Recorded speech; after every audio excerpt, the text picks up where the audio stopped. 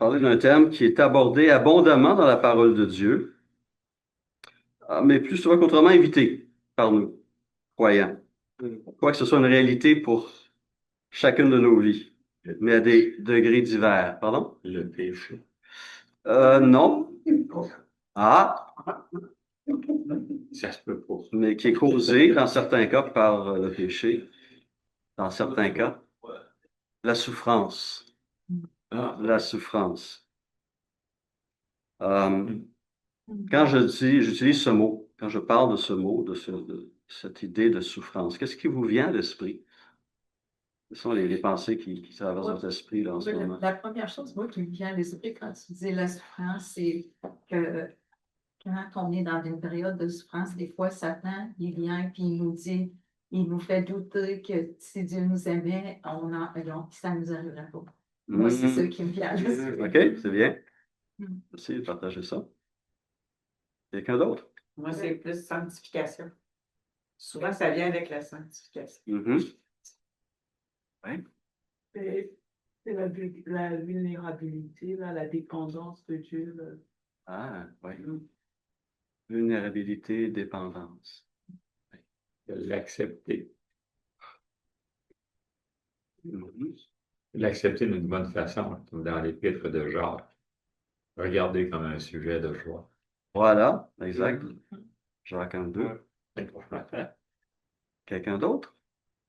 Oui. Ça me fait penser à quelqu'un qui vit de la solitude.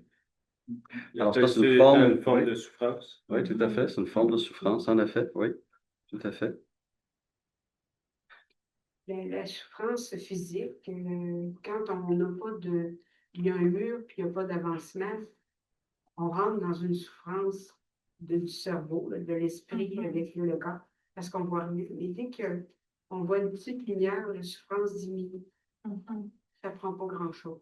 Voir juste un peu de lumière, d'avancement, ou juste être considéré dans notre souffrance, qui fait toute la différence. Excellent. Donc, tu es déjà en mode comment on y fait face. Et c'est des points très, très importants. On va y revenir justement. J'apprécie. Merci beaucoup. Moi, très charnel. Ma femme charnelle. Oui. Quand je pense à souffrance, je pense à ma soeur qui souffre. Oui. Et- Tout à fait. Mhm. C'est une réalité universelle. On aimerait pouvoir l'éviter et jusqu'à un certain point, en tant que société, on a trouvé des moyens pour diminuer notre souffrance ou dans certains cas l'éliminer. Mais ultimement, éventuellement, elle se pointe, elle se repointe et c'est douloureux, évidemment, parce qu'on parle de souffrance. Dimanche, je vous ai cité cette partie du symbole des apôtres qui parle de notre Seigneur Jésus. On se rappelle, ça dit ceci dans ce symbole. Je crois en Jésus-Christ, son Fils unique, notre Seigneur, qui a été conçu du Saint-Esprit, qui est né de la Vierge Marie. Et qu'est-ce qu'on ajoute après? Il a souffert sous Ponce Pilate. Il a souffert sous Ponce Pilate et il a été crucifié, il est mort, il a été enseveli. Le troisième jour, il est ressuscité des morts, il est monté au ciel, il siège à la droite de Dieu. Et juste une petite remarque, là, quand il a souffert sous Ponce Pilate, il y a certaines personnes qui avaient une virgule. Il a souffert sous Ponce Pilate, il a été crucifié. Ah, OK. Parce que, comme Ésaïe 53 est un homme de douleur, habitué à la souffrance, il a souffert plus que juste avec Ponce Pilate. Je sais que ça, mais c'est juste une petite remarque. Oui, oui. C'est beau. Alors, tu as cité justement, tu as mentionné Isaïe 53, et c'est justement un texte que j'aimerais qu'on puisse regarder dans un premier temps lorsqu'on parle de la souffrance de notre Seigneur, parce que la souffrance a été une réalité indissociable à la vie et à la mort de notre Seigneur Jésus. Et si un texte dans la parole de Dieu qui fait ressortir cela d'une manière tellement euh, claire, c'est bien ce qu'on appelle le chant du serviteur souffrant. On identifie certains passages dans le livre d'Ésaïe comme des cantiques du serviteur, des textes qui parlent d'un serviteur Et dans Ésaïe 53, ce serviteur qui nous est présenté est un serviteur souffrant. Et l'Église, tout comme Jésus, bien sûr, a pointé vers ce texte-là pour dire, bien, on parle de moi, tout comme les apôtres par la suite et les auteurs du Nouveau Testament ont vu clairement dans ce serviteur souffrant d'Ésaïe 53, notre Seigneur Jésus. Donc, en Ésaïe 53, on aimerait prendre un moment simplement pour lire ce texte. On disait la semaine passée que le psaume 22, qui parle de la crucifixion, hein, plusieurs de ces versets ont trouvé un exaucement, une réalisation littérale au moment de la crucifixion de Jésus. On l'a appelé un cinquième évangile, mais on utilise la même expression aussi pour Ésaïe 53, tellement le texte pointe vers les souffrances de notre Seigneur Jésus. Donc, je vais le lire lentement, je me permets de le lire, à partir du chapitre 52, verset 13. Prenons simplement un moment pour se laisser toucher parce que notre Seigneur a vécu, et on le rappelle, on le souligne, surtout en cette période de Pâques, qu'il a vécu pour nous ces choses. Mon serviteur réussira. Ésaïe 52, verset 13. Il grandira et gagnera en importance. Il sera très haut placé. Tout comme beaucoup ont été horrifiés en le voyant, tant son visage était défiguré, tant son aspect était différent de celui des humains. Il purifiera beaucoup de nations. Devant lui, des rois fermeront la bouche, car ils verront ce qu'on ne leur avait pas raconté. Ils comprendront ce dont ils n'avaient pas entendu parler. Qui a cru à notre prédication? À qui le bras de l'Éternel a-t-il été révélé? Il a grandi devant lui comme une jeune plante, comme un rejeton qui sort d'une terre toute sèche. Il n'avait ni beauté, ni splendeur propre à attirer nos regards, et son aspect n'avait rien pour nous plaire.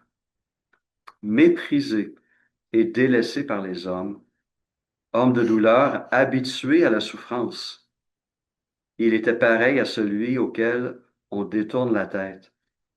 Nous l'avons méprisé. Nous n'avons fait aucun cas de lui.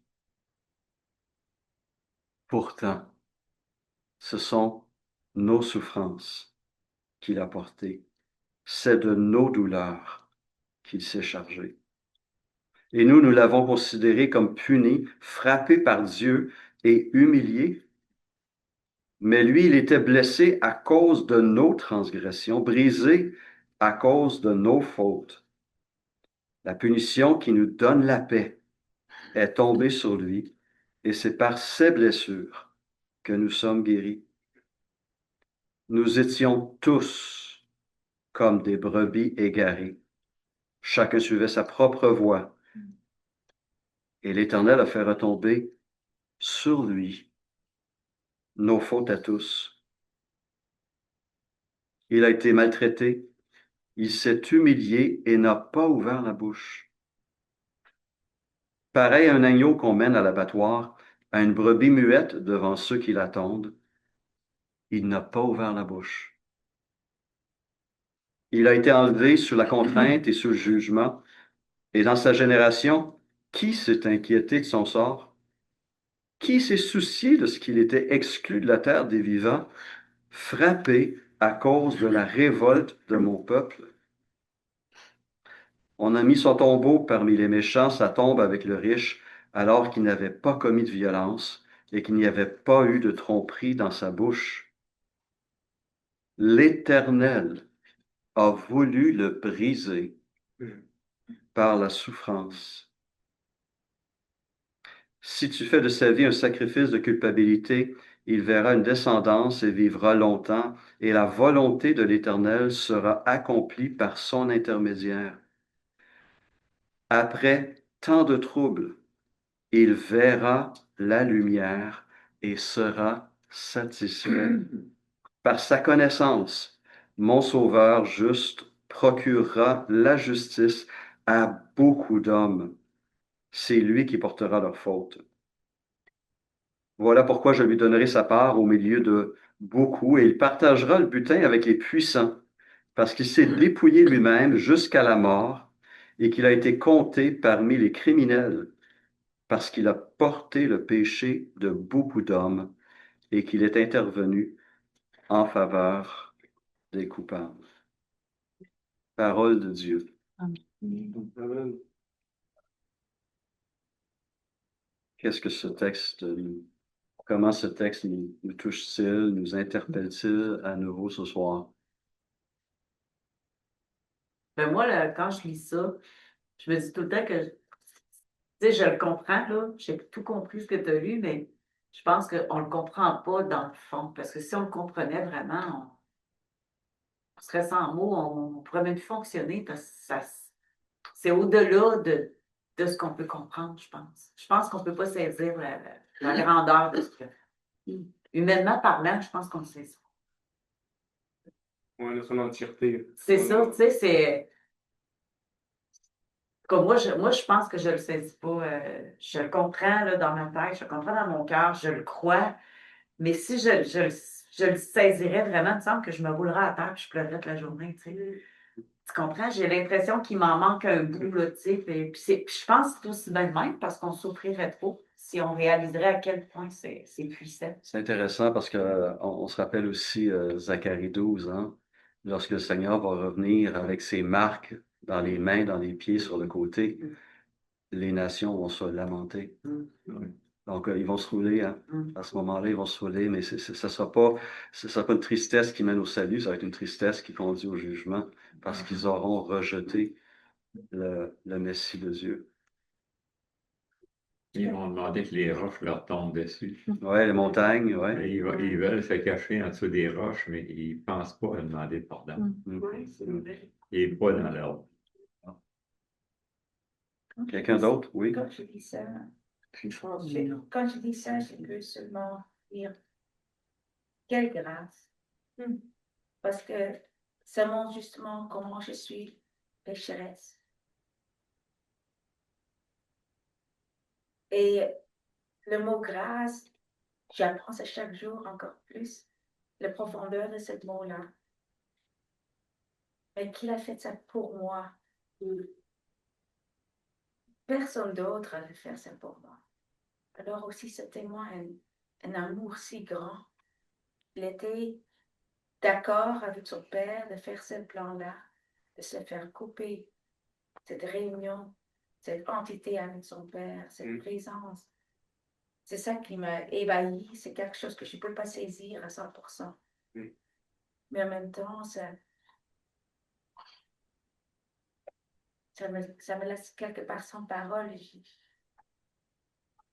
Oh! Oui. On est renversé. Oui, exact. Oui. Quand on a des gens qui souffrent, on peut les prendre dans les bras, on peut les serrer, on peut leur apporter des mots doux, essayer de leur donner quelque chose quand ils ont besoin. Mais Jésus, il a tout subi ça sans que personne n'y apporte quelque chose en tant que tel. Puis même aujourd'hui, en sachant tout ce qu'il a souffert pour nous, on ne peut pas l'attraper pour dire combien. Il faut vraiment que ce soit profondément dans notre cœur pour essayer d'avoir un toucher pour dire merci, de le serrer parce qu'il n'est pas tactile. Mais comment d'avoir à remercier quand on dit dans la prière de prendre un temps tout seul. Quand il dit que les Juifs ils se mettaient dans une chambre noire tout seul pour avoir la communication, c'est de voir la grandeur de cette douleur qu'il a vécue pour nous, puis d'avoir, comme ils disent, de ne pas être capable de tout saisir, puis en même temps de pouvoir lui dire merci.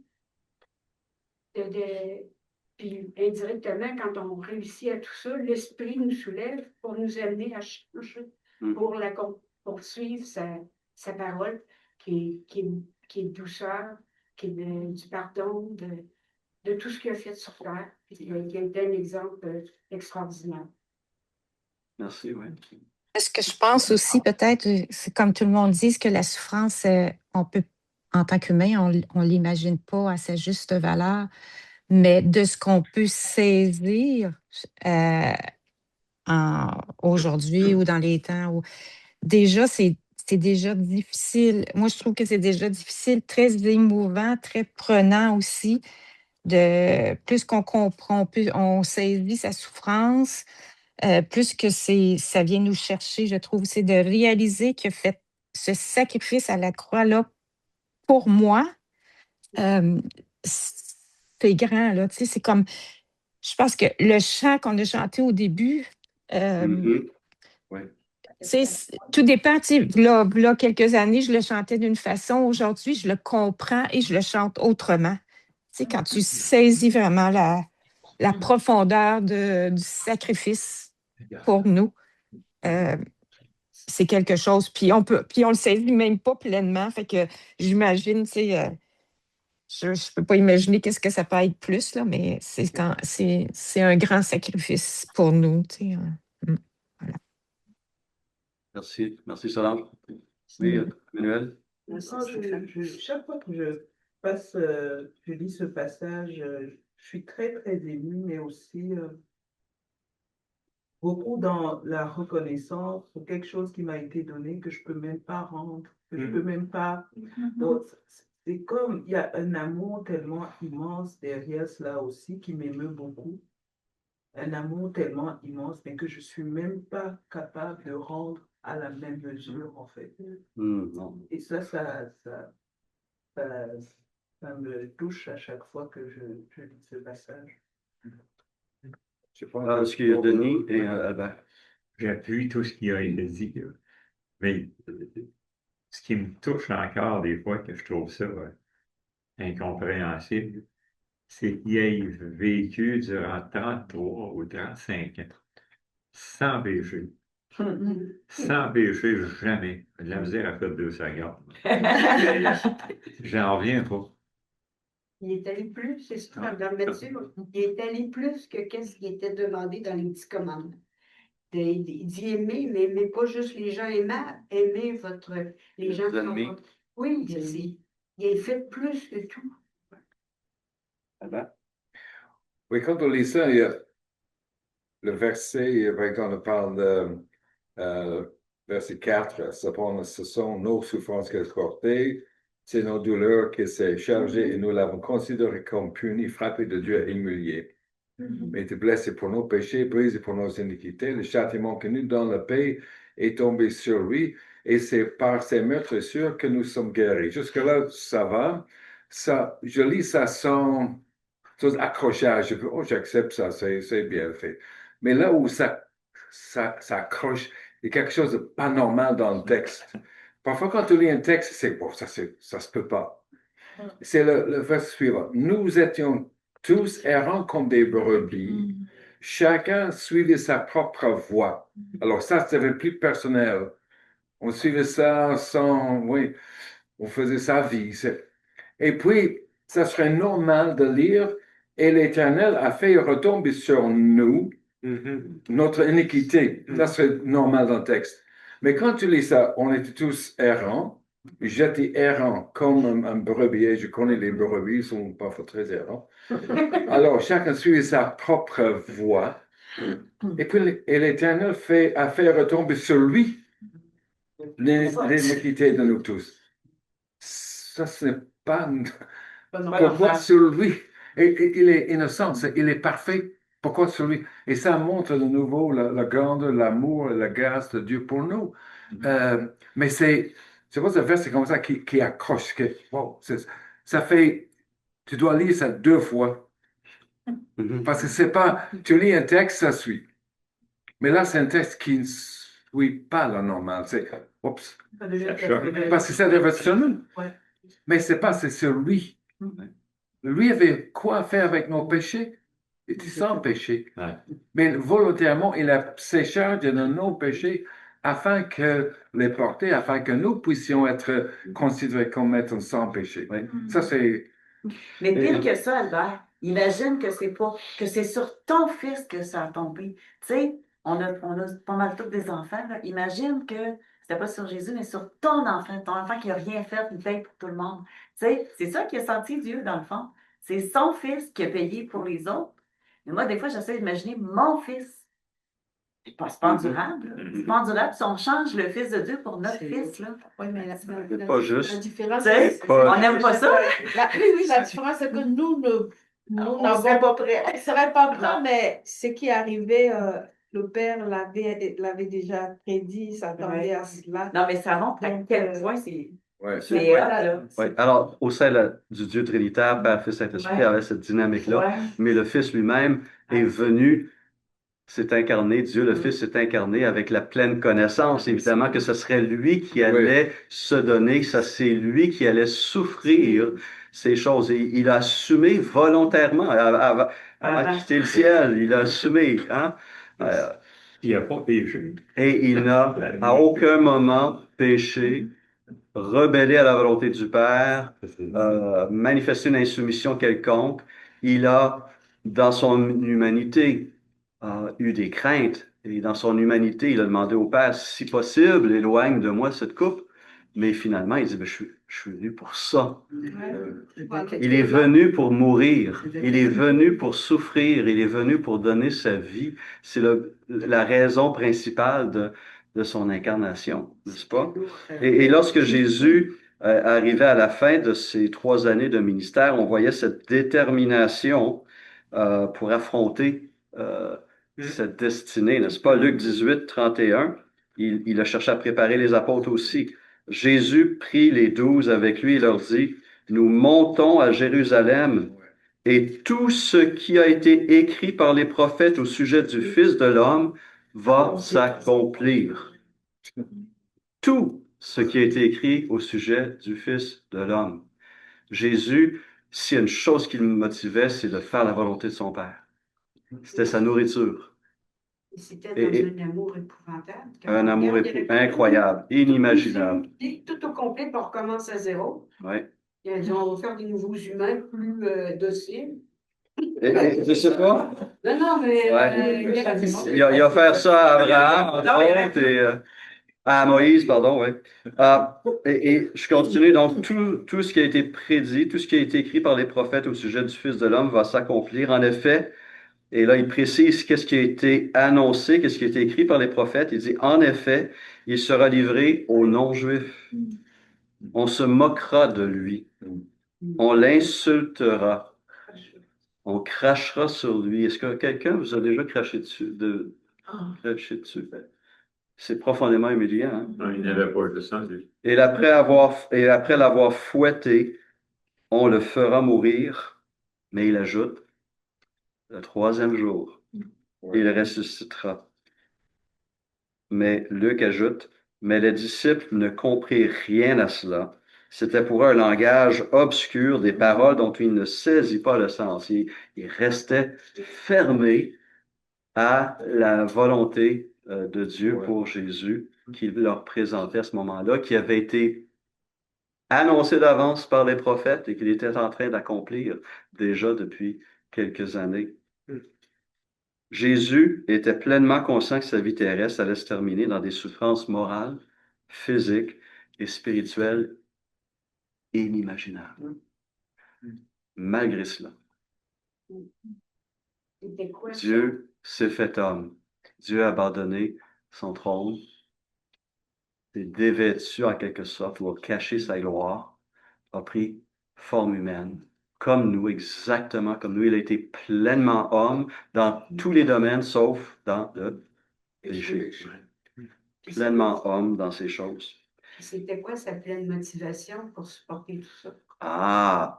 Tu soulèves point de point qu'on va reprendre à une autre étude. Non, mais c'est bien tout ce que tu dis, puis on veut y revenir. C'est important parce que tu apportes des choses qu'on a besoin de se rappeler, justement. Et je pense que, justement, puisque Pâques s'en vient, c'est utile de prendre un temps pour méditer les souffrances du Seigneur, et de voir comment il y a fait face. Et ça va être mon but plus tard, une prochaine étude, de dire, alors, si le Seigneur fait face à ces choses comme ça, est-ce que c'est un modèle pour nous aussi à imiter? Comment, à ce moment-là, dans nos propres souffrances à nous, qui sont moindres à bien des nouveaux, on peut faire face aux épreuves que le Seigneur permet? dans notre vie. Qu'est-ce qui est le plus drôle, c'est qu'il a pris une apparence qui attirait pas le monde pantoute. Ouais, je prenais beaucoup. Il a été tellement bien incarné. Fallait qu'il y ait du charisme quand même. Ah, clairement, je veux dire, les foules venaient à lui, là, Il les foules. attirait pas le monde par les regards, même. Il attirait par son Non, il avait les C'est pas Mais il n'y avait pas comme dans les peintures anciennes un auréole sur la tête ou qui transmettait une lumière éblouissante, sauf à part la transfiguration. Hein? Ben, comme dans certains films. Ou comme dans certains Où est-ce qu'il y a films. Ouais. quasiment un modèle d'annonce de shampoing pour hommes. Ouais. Mais on le voit dans le cœur des gens, quand on voit quelqu'un, on écoute quelqu'un, on le voit dans les yeux. C'est ce qu'il disait dans on le voit, je me souviens plus, je l'ai vu, mais dans la Bible, ça parle de les yeux, quand on regarde, les yeux étaient vides, les yeux étaient dévivants. Et là, je suis plus capable de me souvenir où je l'ai lu, mais ça parle, ça. On a fait du cœur. Non, c'est écrit vite, là, je veux dire, ça dit juste, c'est la lumière, on le voit dans les yeux quand quelqu'un est bon ou pas bon. Ah, OK. Mais je dois essayer de m'en souvenir. D'accord. Ce qui me frappe dans ce texte d'Ésaïe 53, c'est justement cette phrase, ce verset 3, qui élargit un petit peu notre réflexion. On pense évidemment, lorsqu'on parle des souffrances de Christ, on va naturellement, avec raison, penser à la passion, qui est la plus grande de ses souffrances. Mais regardez ce qu'il dit au verset 3 d'Ésaïe 53, « Méprisé et délaissé par les hommes, homme de douleur, et quoi d'autre? Habitué à la souffrance. Qu'est-ce que ça pointe vers quoi, cette phrase-là, cette expression-là? Habitué à la souffrance. Ça nous dit finalement que sa souffrance ne s'est pas limitée à ces dernières 24 heures ou 20 dernières 48 heures. Il était un homme de souffrance. Sa vie, jusqu'à un certain point, a été marquée par une série d'épreuves, de difficultés, de douleurs et de souffrances. Alors, on en a mentionné quelques-uns. On a mentionné déjà, lorsqu'on parlait de conception de souffrance, quelques-unes de ces différentes formes de souffrance. On va prendre le temps de regarder ces différentes formes de souffrance de notre Seigneur Jésus dans une prochaine étude et ensuite voir comment lui-même il a fait part. Et certains des éléments qui ont été mentionnés vont ressortir et vont nous aider nous-mêmes à y faire face. Et même, peut-être même, s'en réjouir. On verra. Dans la c'est comme un homme devant qui on se couvre le visage. Ce qui veut dire, on peut voir ça, c'est une tradition.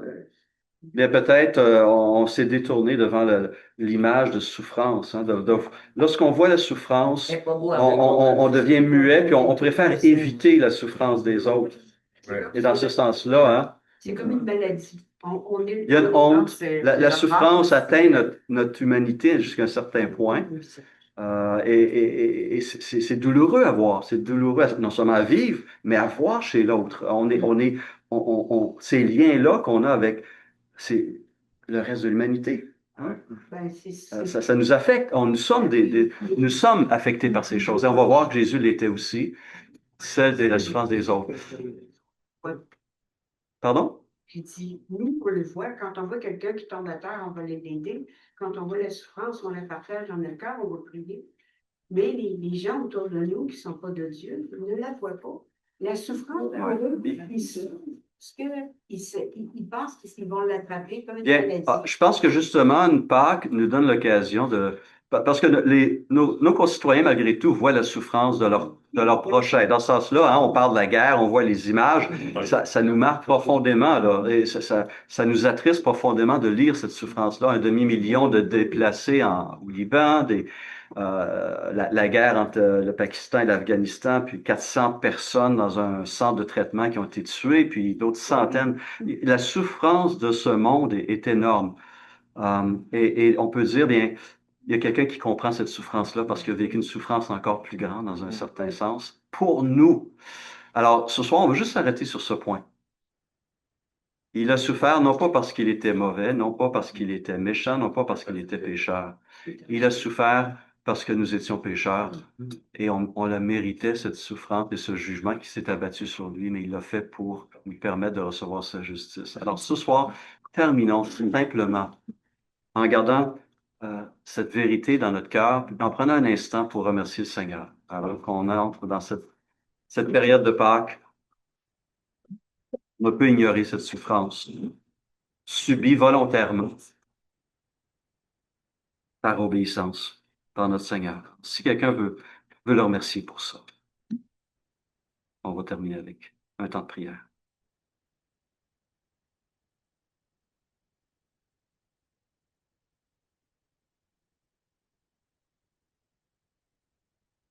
Seigneur Dieu, je voudrais simplement te dire merci. Parce qu'avant ce sacrifice-là, cette nouvelle alliance-là, il y a eu d'autres alliances qui n'ont jamais été respectées par les hommes. Et ça prenait celle-ci qui n'est pas encore respectée par les hommes, même par nous chrétiens, des fois qui avons beaucoup d'incompréhension. Mais celle-là, elle a réussi au prix énorme de ton Fils. Et je veux te dire merci, merci, merci. Amen. Amen. Je te rends grâce, Seigneur, comme ça a été mentionné à plusieurs reprises, que à juste titre, c'est nous qui aurions dû souffrir ces choses. Car nous méritons tous la mort, tous autant que nous sommes. Car tous nous avons erré, nous avons suivi nos propres voies et on te rejeté. Même ceux qui se pensaient religieux, qui se pensaient, mais moi j'ai toujours aimé Dieu depuis que je suis jeune enfant ou quoi que ce soit. Non, on est tous nés avec le péché en nous. Et comme le frère a mentionné, c'est nous qui aurions dû souffrir et mourir. Et pourtant, c'est pas ce qu'on lit. On lit que c'est sur lui qu'est tombé nos offenses. C'est lui qui a porté nos crimes contre toi. Wow! Quelle grâce!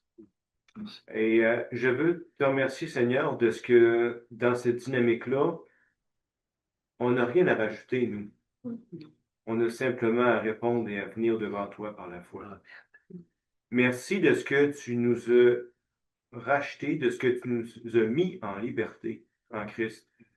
Ou est-ce que tu ne nous as pas amenés à toi dans un système religieux où on doit maintenant faire des étapes pour mériter ce salut ou se tenir, se garder dans cet état de grâce comme l'Église catholique le mentionne? Ou est-ce que là, on faut qu'on contribue, il faut qu'on amène quelque chose, il faut que... Non, rien de tout ça. Merci pour ce cadeau de ton Fils et de tout ce qu'il a enduré pour nous, par amour. Gloire à toi, Père Céleste, au siècle des siècles. Amen. Amen.